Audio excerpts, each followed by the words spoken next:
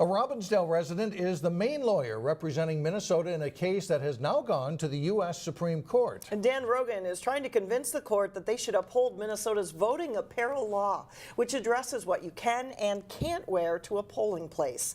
We get more from Eric Nelson, who joins us now. Eric?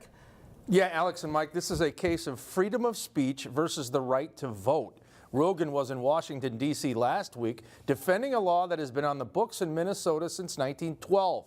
For over 100 years, voters have not been allowed to wear partisan buttons, caps, or clothing in polling places on Election Day. This kind of law is common across the nation. All 50 states ban certain speech in the polling place. Minnesota is one of 11 states that ban not just electioneering material that says vote for Trump or vote for Hillary, but goes further and prohibits political apparel. So it would ban a Make America Great Again hat or I'm with her. The voter apparel case dates back to 2010 when an Eden Prairie man challenged the law. With midterm elections coming up in November, including key races for governor and senator, Rogan believes it is paramount to uphold the ban.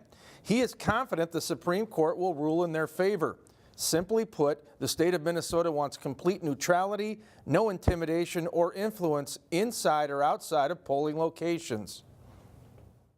That's exactly right. So the interests that the state have are really trying to create a calm place where we can make sure that people who are there to vote have the ability to focus on voting, that election judges have the ability to make sure that they're having a place that allows for that decorum to make sure that people have that space to vote.